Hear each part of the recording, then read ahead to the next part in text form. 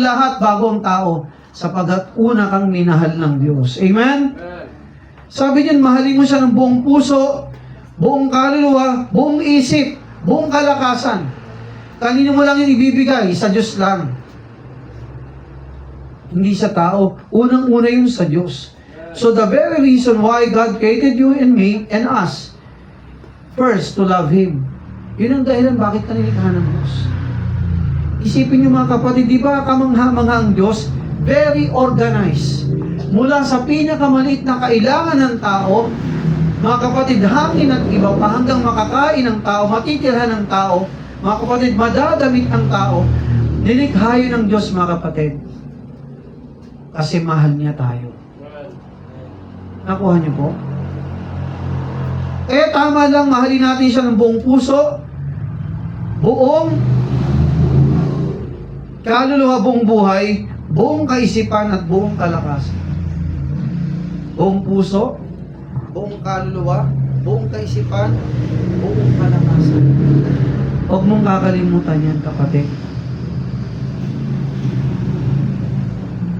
Pangalawa, sabi sa 1 John chapter 4 verse 19, sabay-sabay nating basahin. Ready? Read. We love Him because He first loved us. Tayo'y nagsisiibig sapagkat siya'y unang umibig sa atin. Sino bang unang umibig sa atin? Kapwa mo hindi eh. Number one, ang Diyos ang siyang umibig sa atin. Kaya tama lang mga kapatid, hindi tayo sumusukli sa Diyos. Pero dapat nating maunawaan, dapat nating maintindihan, at hindi dapat nating kalimutan. Amen? Na ang Diyos ang unang umibig sa atin. That is why, mga kapatid, we should love Him first. With all our heart, with all our soul, with all our mind, and with all our strength. Pangalawa lang ang tao. Kung meron kang first love, number one ang Diyos. Pangalawa, magulang mo, kapatid mo, lolo at lolo mo, kamag-anak mo, kaklase mo, best friend mo, pangalawa lang sila. Pangalawa lang kami. Kung meron tayong ibigin, number one, ang Diyos, higit sa lahat. Why? Because He first loved us. Isipin mo, first love ka ng Diyos, tapos isa-second love mo lang siya. Iti-third love mo lang siya, ipo-fourth love mo lang siya.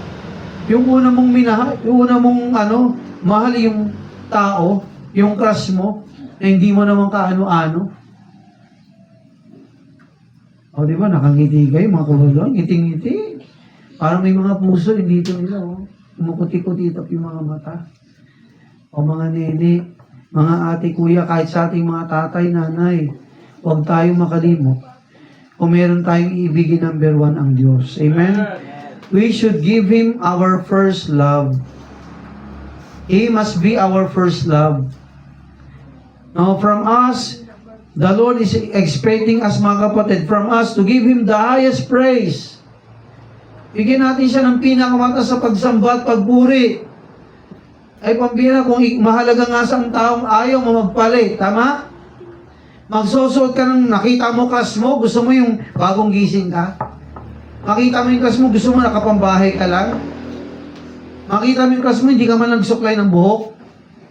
O, diba? Diba kung may crush ka sa tao, talagang, naku, si Becca nga, isang araw sa salamin niya. Pasal mo, exaggerated ka naman. Pag inipon ko isang araw sa isang linggo siguro. Diba? Kahit kami mga lalaki, ayaw natin yung mga buhok natin ganun-ganun eh. Diba? Pamada, o kaya, dila ng baka, kung meron lang, igagano mo na ng dila ng baka. Para pantay na eh.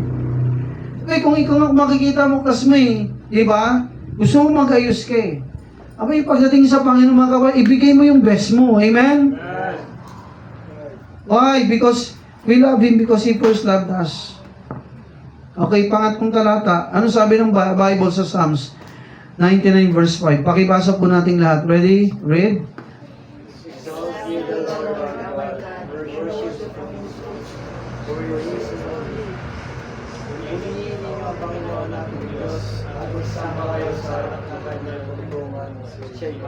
Isa rin tubig. Sabi dyan, no?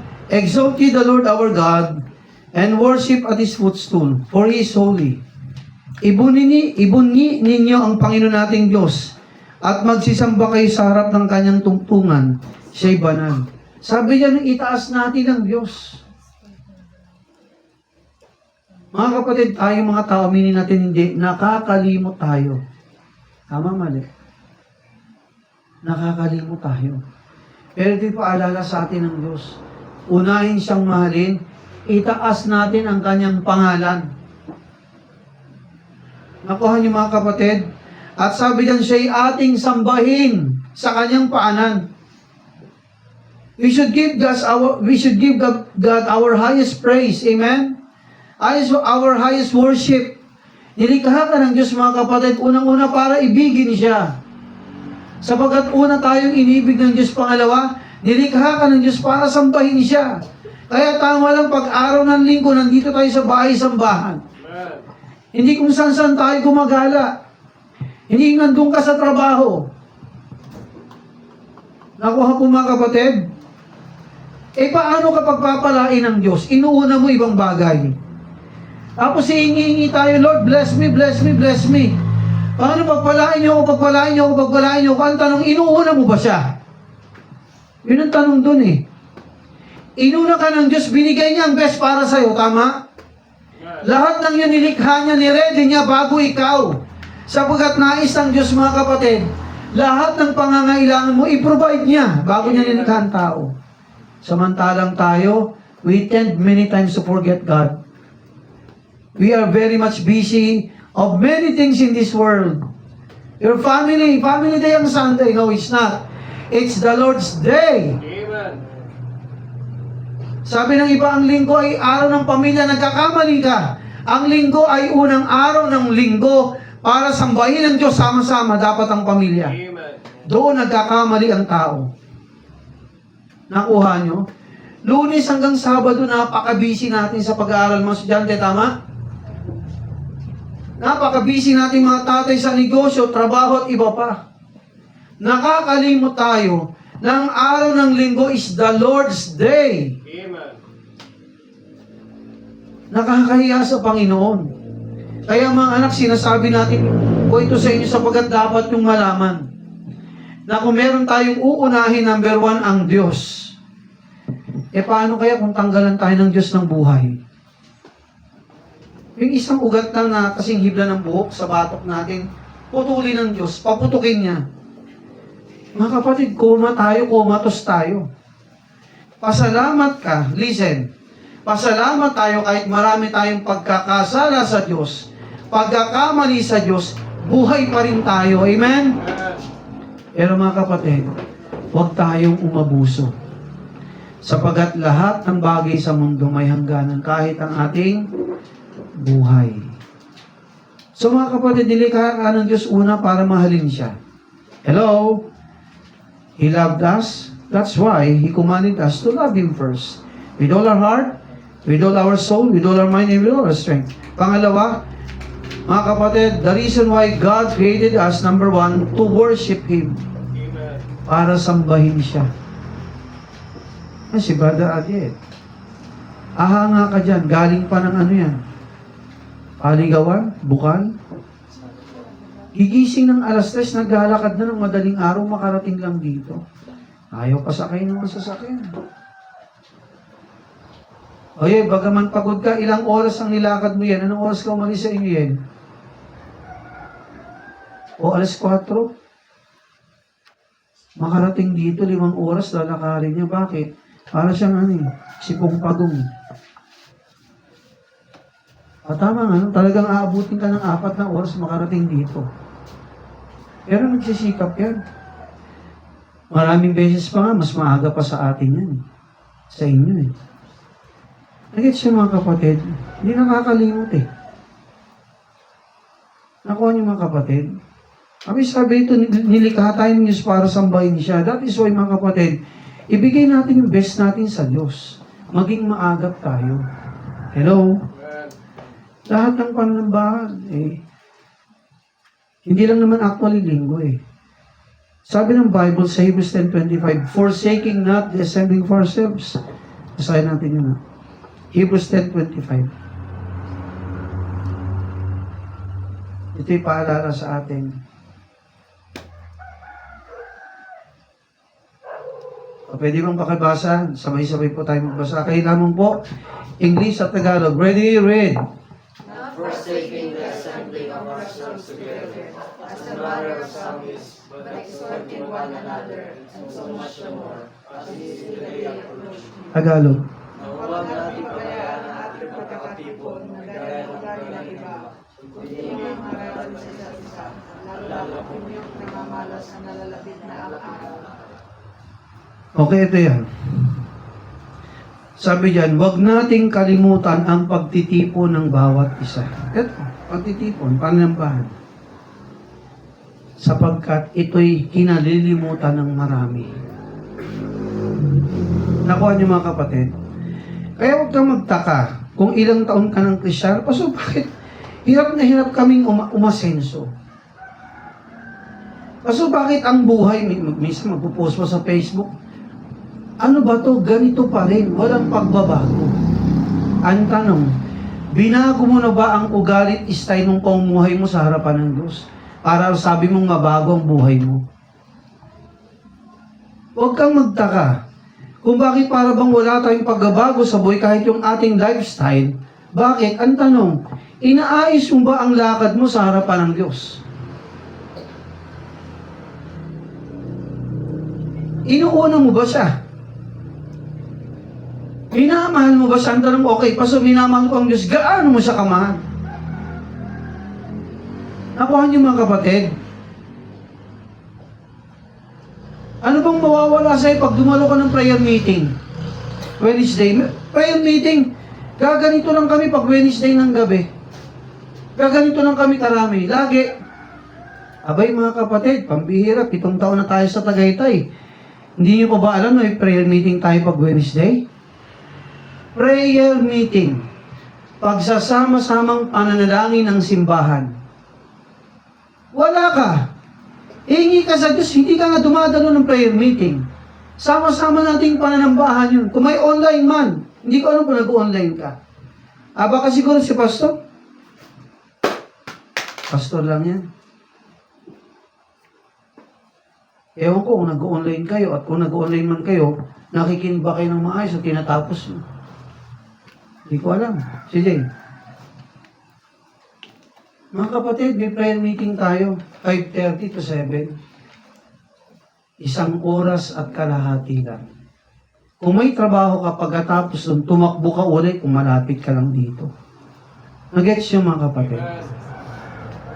Alam niyo ba na ang prayer ay pakikipag-usap natin sa Diyos ng sama-sama bilang simbahan? Kayo mga estudyante, gaano kayo kadalas manalangin sa Diyos? Baka hindi nga kayo papasalamat sa pagkain.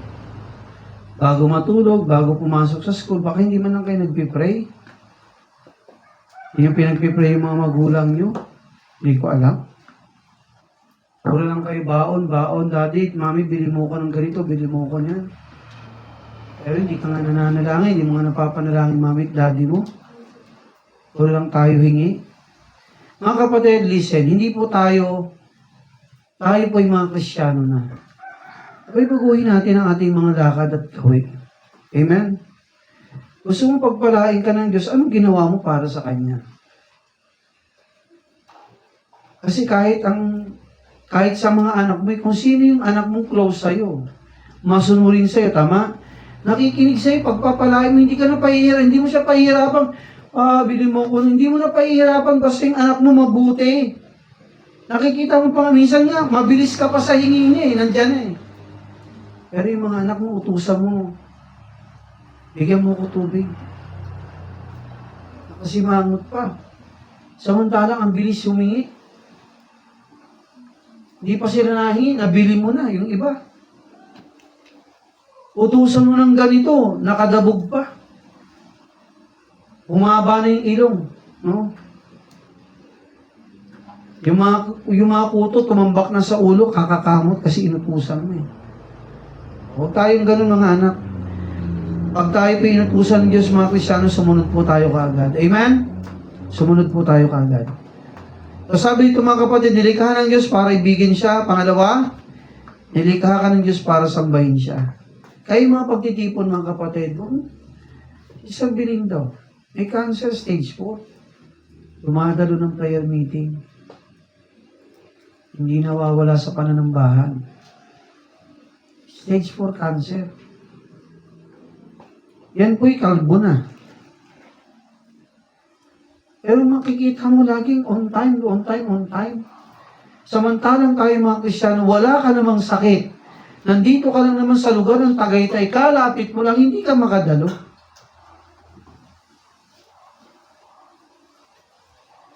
Siguro kung kayo kaya nasa kalagayan niya, magagawa nyo kaya yun? Eh ngayong malakas ka, hindi mo na magawa eh.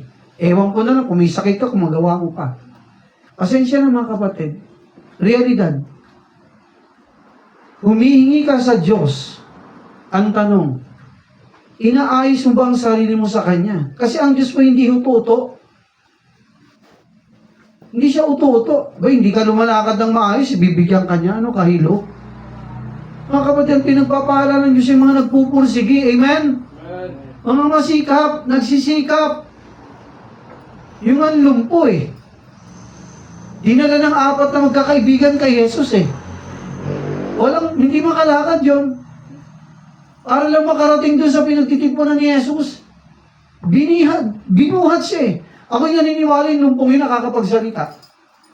At gusto niya rin makarating kung saan nandun si Jesus makapakinig. Marahil, baka yung 4 na kaibigan niya, inausap niya, dalhin niyo naman ako kay Jesus, hindi ako makapunta ron eh. Posible na ito magkakaibigan na 4 na ito, tulungan natin siya, makarating tayo doon, nadala natin siya kay Jesus. Pambihira tayo, lalakas ng ating mga paa, mga legs natin, malalakas. Wala ka namang problema. Hindi ka makadalo-dalo. Pastor, bakit sa simbahan natin mga kapatid, bakit parang pastor, huwag mong tanongin. Ang tanong, ikaw anong ginagawa mo? Hindi ba? Dahil sa pagkakasala ni Achan, nadamay ang buong Israel. Hello? Pag ang Kristiyano hindi namumuhay ng matino sa harapan ng Diyos, mga kapatid, maapektuhan ang gawain ng Diyos. Kaya ito sa akin, better kung hindi mo ayusin ang buhay mo. Listen, kung ayaw mong ayusin ang buhay mo, umalis ka na lang. Huwag mo na kaming idamay. Hello? Umalis ka. Maraming kaluluwa dyan, maraming isda dyan na dadalhin dito ng paano mas matino sa'yo. Masusunod sa'yo. Masiibig sa Diyos, mas magiging matapat sa'yo. Mga kapatid mo sabihin, mahal ko ang Diyos. Mahal ko ang Diyos. Ang tanong, patunayan mo. Mahal ko ang Diyos. Basta hindi ko kayo iiwan. Maraming sabi ng ganyan, makingat. Basta hindi ko kayo iiwan.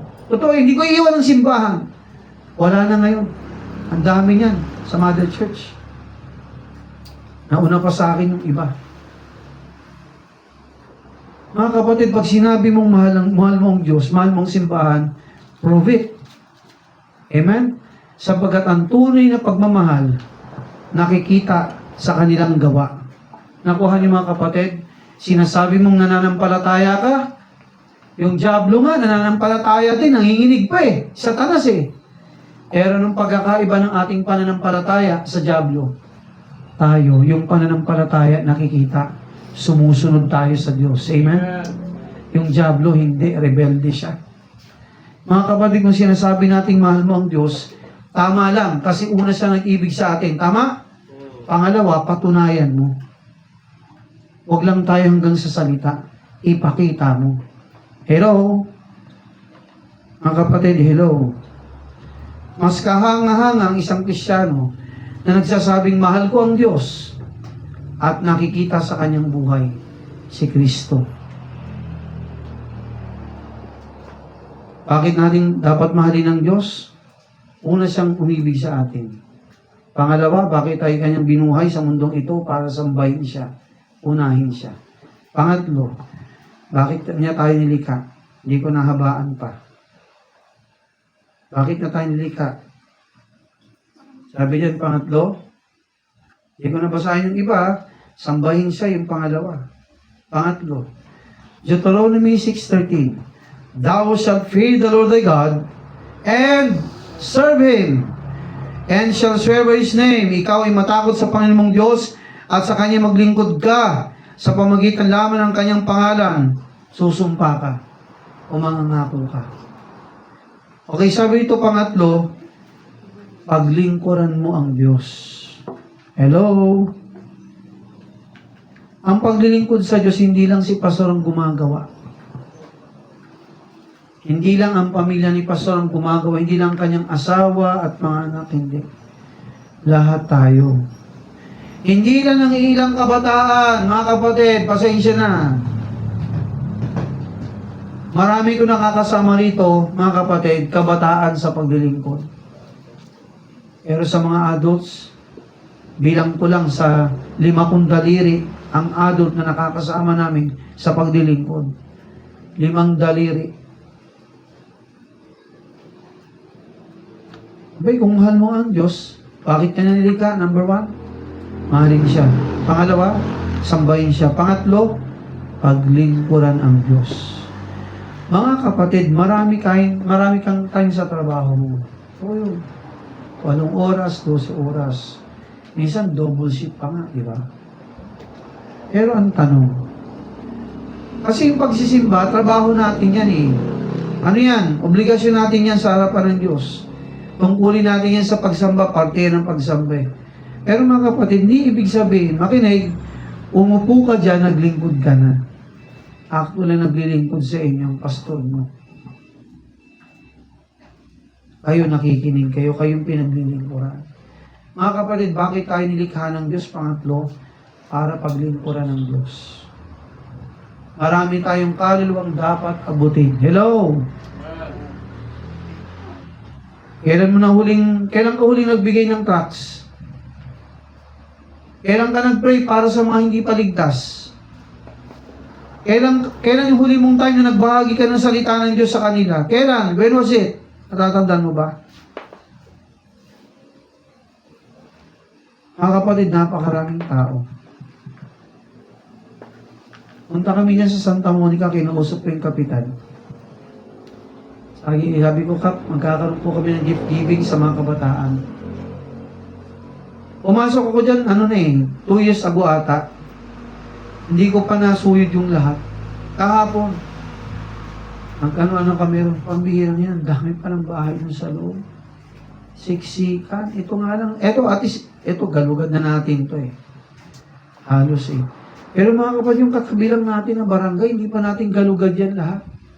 Ang daming mga tao na kailangan pang abutin ng Panginoon ng kanyang mga salita. Mga kapatid, sa mga adult, please, huwag lang kayong tumingin. Tumulong kayo. Hello? Oo, yung mga anak nyo malakas, may time, pero dapat mga kapatid, kahit once a week, tumulong kayo. Sumama kayo sa mga pag-abot sa kaluluwa. Pagbisita, pagbabahagi, sumama tayo mga kapatid. May sabi rin sa Hebrews 10:25, nalalapit na ang pagbabalik ni Jesus. Kailan pa tayo maglilingkod sa Kanya?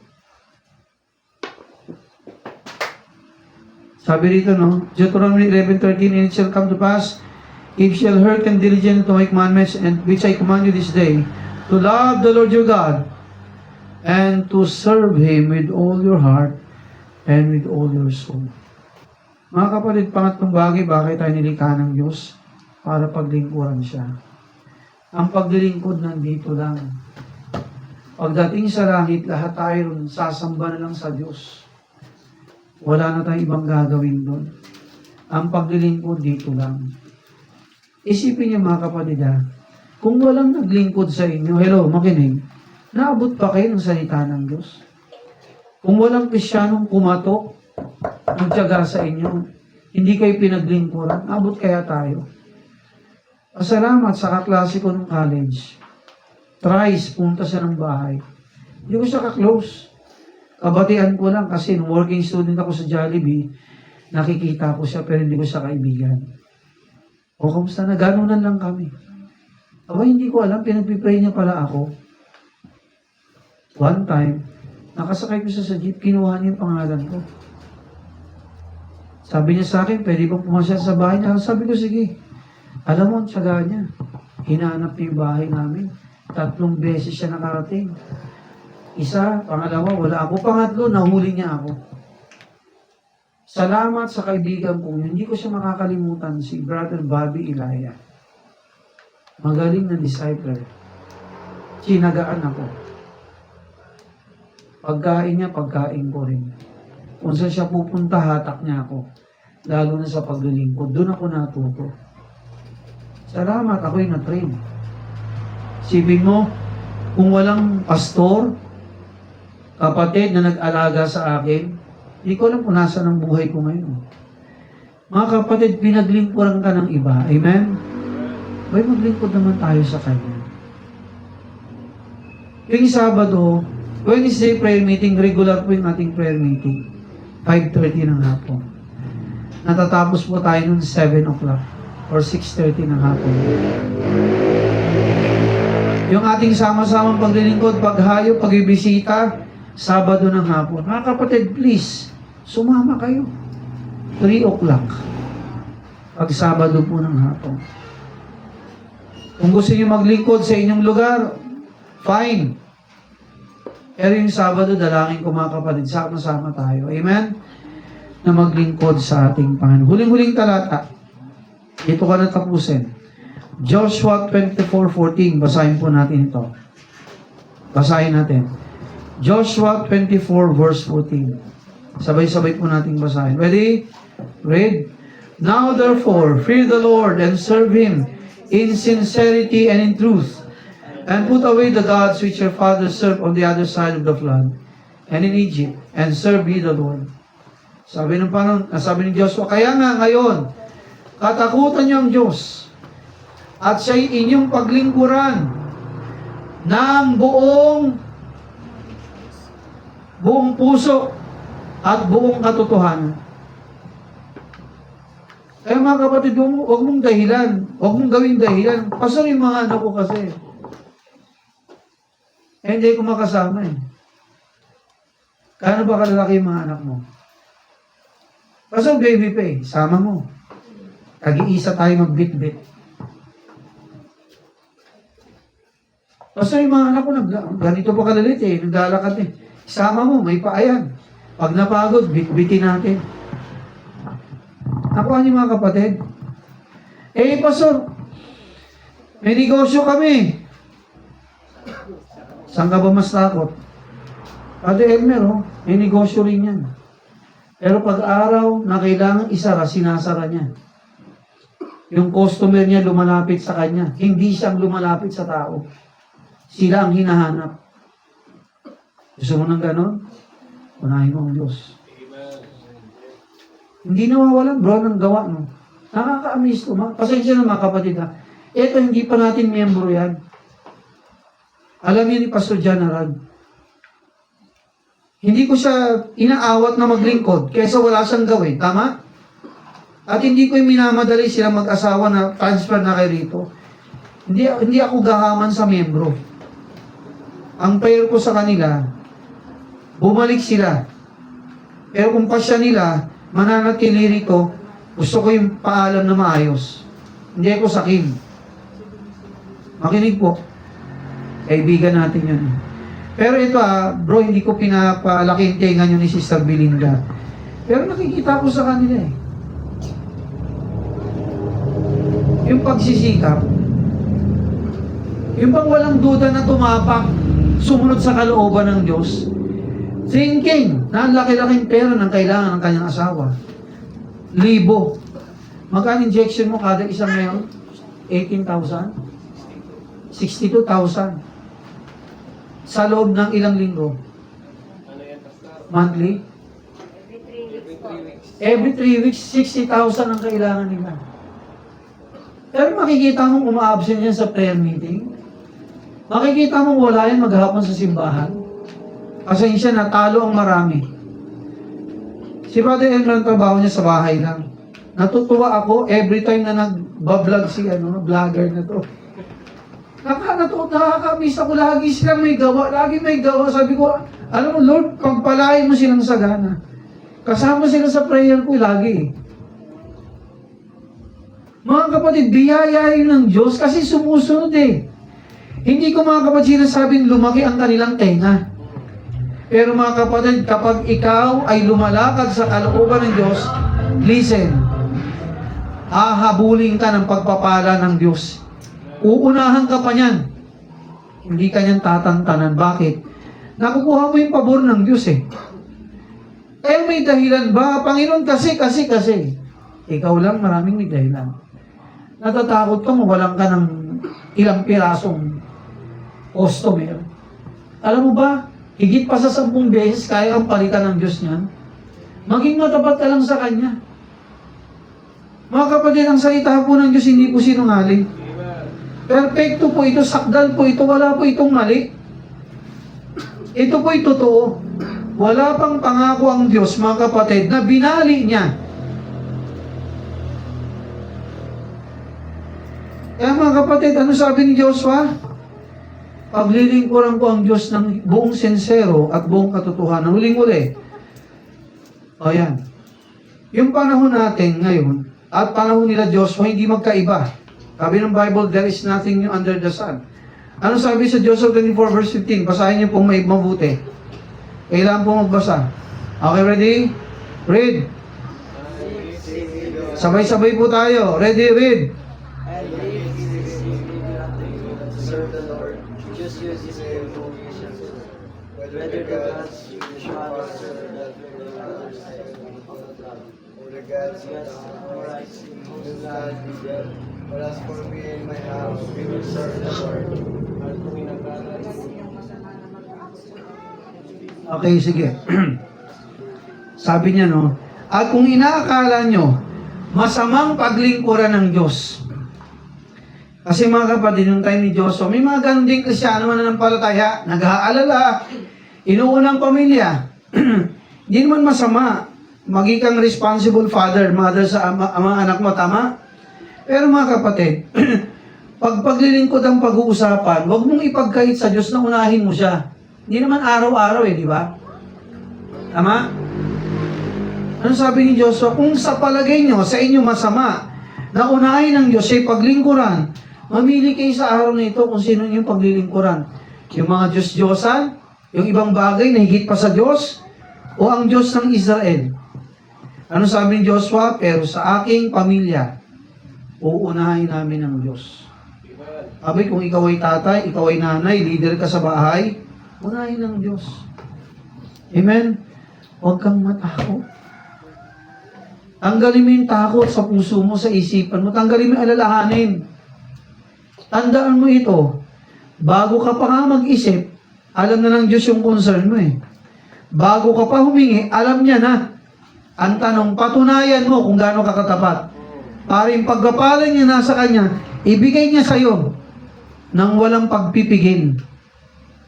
Minsan ang problema mga kapatid, actually walang problema ang Diyos. Walang problema ang Kanyang salita. Ang problema, listen, tayo. Inuunahan ka ng takot, inuunahan ka ng duda, inuunahan ka ng pag-aalinlangan, pero kung ang lahat ibibigay mo sa Diyos, I tell you mga kapatid, kahit maraming pagsubok, aayusin ang paano ng lahat. Amen? Huwag kang matakot. Huwag kang matakot. Una, mahalin ng Diyos. Utos yan eh, tama?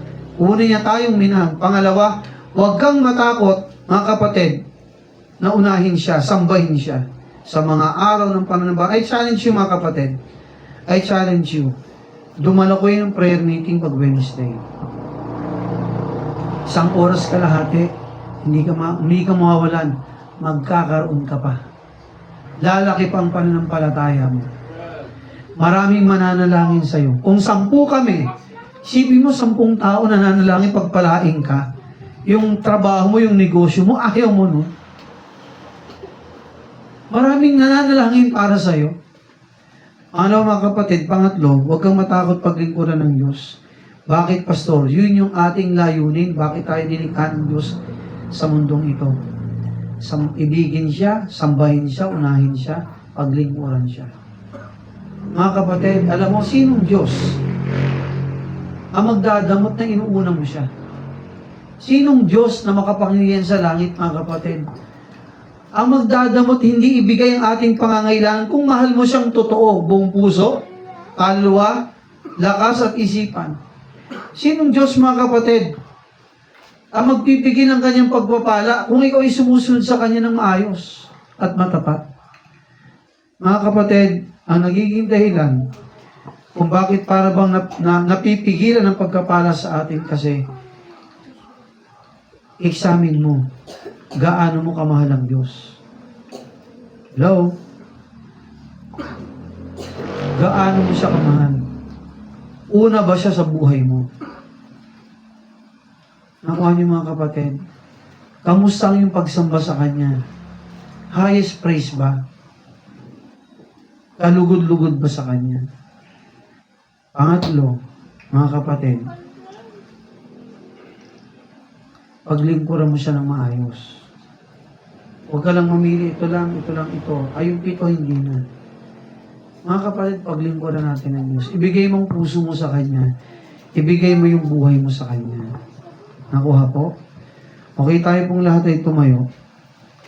Tayo pong lahat ay manalangin. Aming Ama Diyos, naming banal, purihin ka. Panginoon, maraming salamat sa umaga pong ito. Kausapin niyo po, Diyos, ang iyong mga anak. Ang dahilan, bakit niyo kami nilikha? Unang-una, Panginoon, ibigin ka, sambahin ka, at paglingkuran ka. Lord, dalangin ko, kausapin niyo pong puso ng bawat isa. Habang nakayuko at nakapigit ang bawat isa.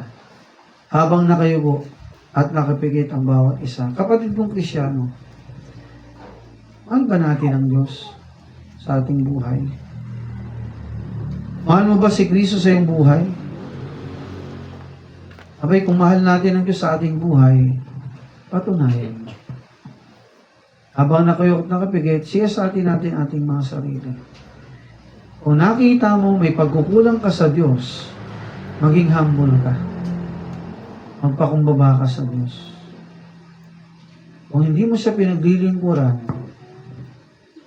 yun po'y sala.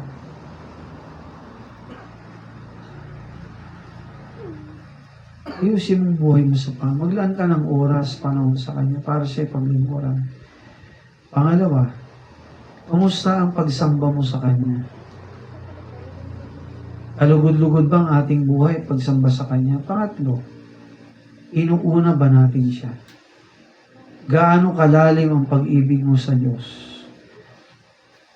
Habang nakayukot nakapigit, bibigyan ko kayo ng ilang sandali. Kausapin natin ang Diyos sa ating buhay. Manalangin tayo. Habang nakayukot nakapigit ang bawat isa. Ibigyan po kayo ng ilang minuto, kausapin natin ating Panginoon. Kaya ikaw ang nakakaalam ng sitwasyon mo sa harapan ng Diyos. Kung nangusap sa iyo ang salita ng Diyos, alam mo yan. Magpakumbaba, kung may mga kailangan tayong salang, ihingi ng tawad, ihingi mo ng tawad sa Diyos.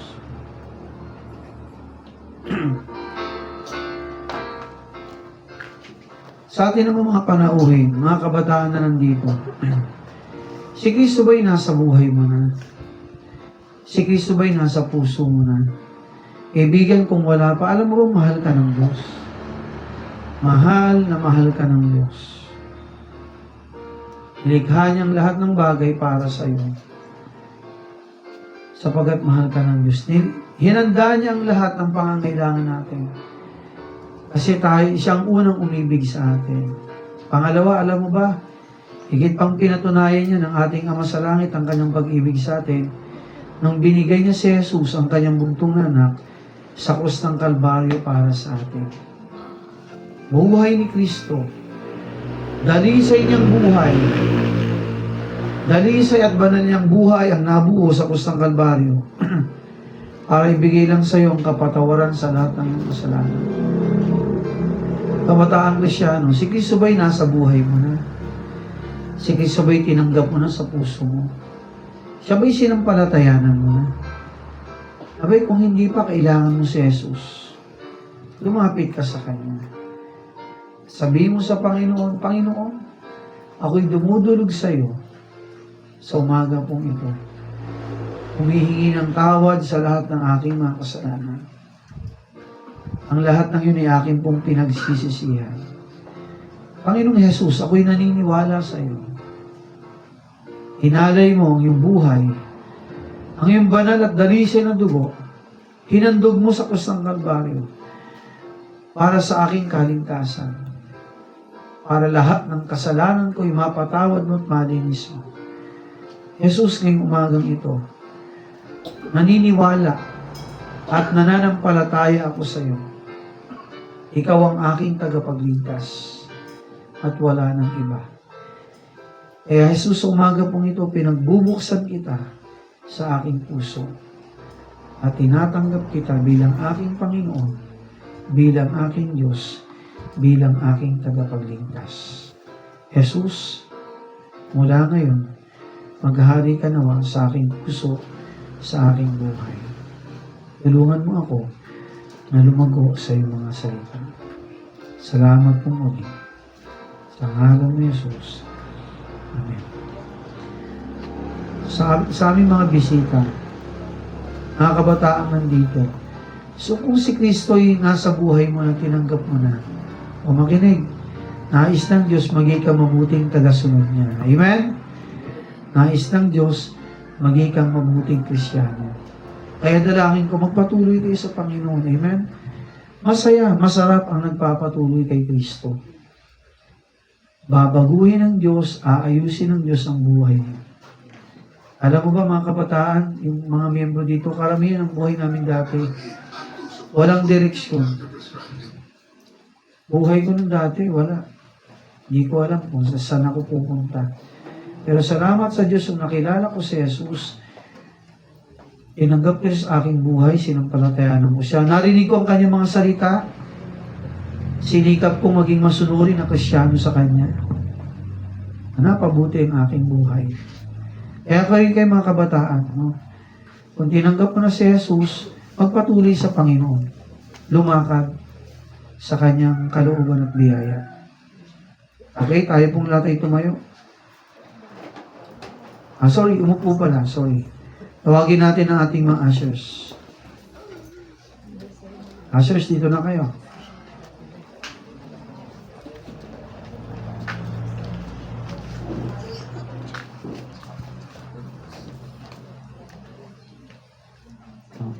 Ano gagawin niyo?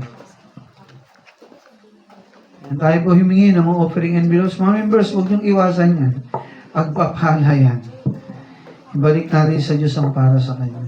Sa aming mga panauhin, you can also give your offering if you want. And the Lord will bless you more.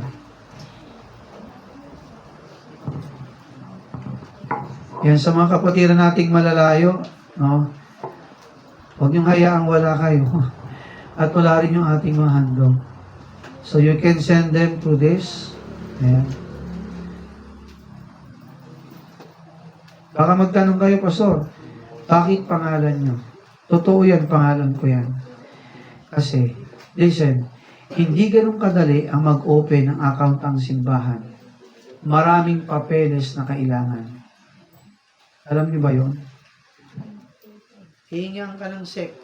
Hihingihan ka ng kung ano-ano. Hindi ganun kadali. Kaya nakalagay po dyan, please screenshot your receipts. O kung kayo po yung nag-offering through GCash, no, bank, yan po ay GCash receipt or may resibo yan, picturean nyo. Padala nyo kay Brother CJ o kay Sister Tess para ma-account po ng maayos. Nagets nyo po? Yan.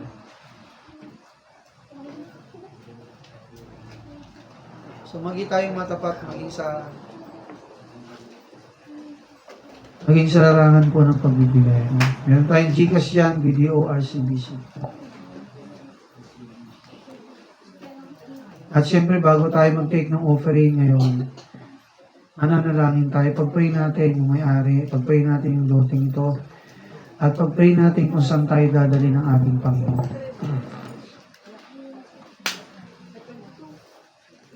Wala pang tumutugon ng panalangin natin kasi ang ano natin dito hanggang July 1 na lang tayo dito. Hanggang July 1. Sabi sa akin ng may-ari kahapon, July 1, meron o wala, dapat nakaalis na po kayo dyan, Pastor. Ang Panginoon ang kumilos sa kanya. At Panginoon ang bahala sa kanya. Pero tayo, maghanap pa rin. Amen? At dalangin ko kung makahanap na tayo, mga kapatid, lahat ay tumulong. Gigibain natin ito lahat. Hindi ko kaya mag-isa to. Tutulong. May maso ba kayo dyan? I-ready nyo na. May maso rito, isa. Meron kayo, dalawa na. Sino pa? Tatlo na. Mag-ingat lang, baka magmasuhan kayo. May matiro tayo dyan, tatlo. O mga kabataan, willing ba kayo tumulong? Kailangan natin tulong. Tulong-tulong tayo. Amen? Tayo naman ay hindi pababayaan ng Diyos natin. Okay lang. Hindi naman tayo pababayaan. Kaya sa mga kapatiran natin, yan. No, patuloy na sumuporta po sa gawain ng Panginoon sa ating simbahan. No? Ang Diyos ang mag-iingat sa ating pagkapala. Yung ating suporta, paglilingkod, pag-ibig sa Panginoon, abay, patunayan natin. Amen? Pakita natin. Anyway, tayo isang simbahan. Sino ba magtutulungan? Di ba tayong lahat? Okay, hindi lang yung kaya ng isa, dalawa, tatlo, apat, lima. Dapat tayo pong lahat ay nagtutulong-tulong. So tayo pong lahat ay tumindig. Tayo po ay mananalangin sa Panginoon. Sama natin yung may-ari na patuloy na pangunahan din ng Panginoon kausapin. At yung lupa, kung saan tayo dadali ng Diyos, panalangin natin. Hindi ko rin alam eh. Kayo ba alam nyo na? Hindi ko alam. Hindi naman tayo Diyos para alam ang lahat. Pero alam natin na meron tayong Diyos na tumugon na sa ating panalangin. Tingnan na lang natin kung saan yun. Okay?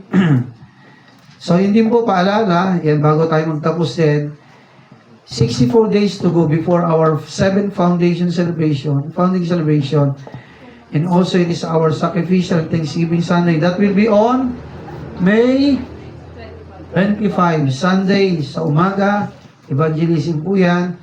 Sa hapon, yun po yung ating Thanksgiving. Sa umaga, ng May 25, wala po tayong ibang bisita.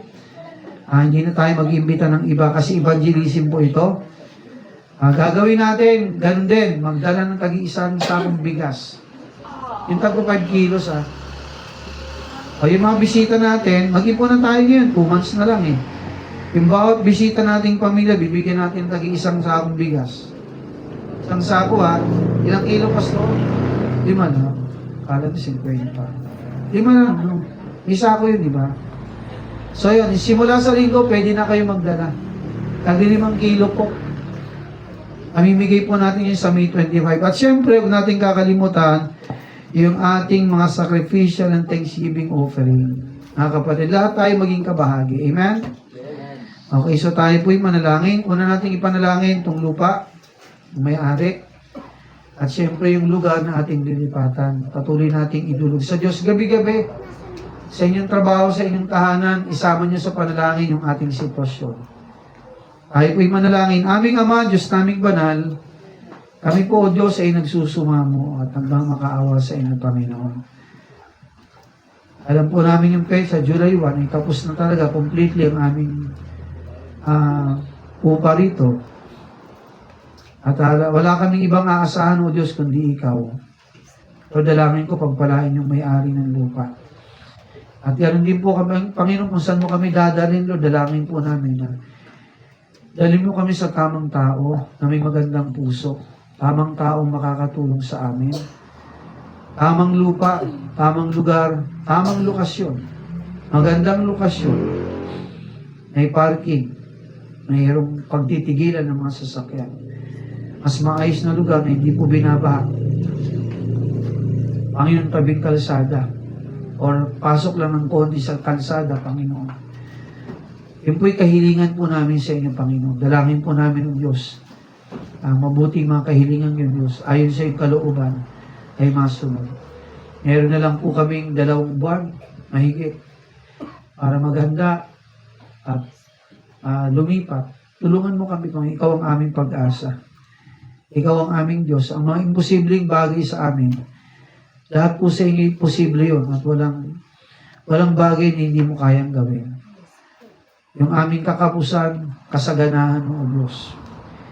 Yung aming kahinaan, kalakasan mo. Lord, ipakita mo.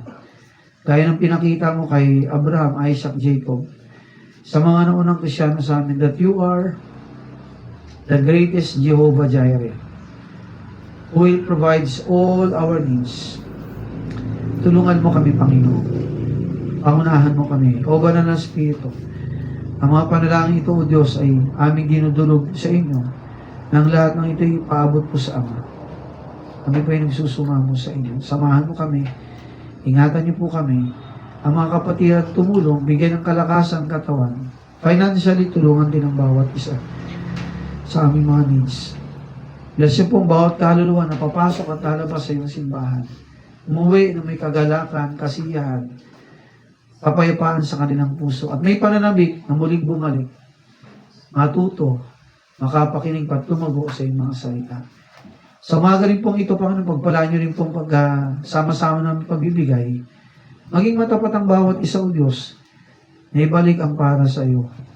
Maging matapat, ibigay ang iyong tithes at ang aming mga offerings. Bless rin po ang aming paghahanda para sa aming 7th founding celebration sa May 25, umaga at hapon. Bless rin po, Panginoon, maraming kaluluwang makadalo.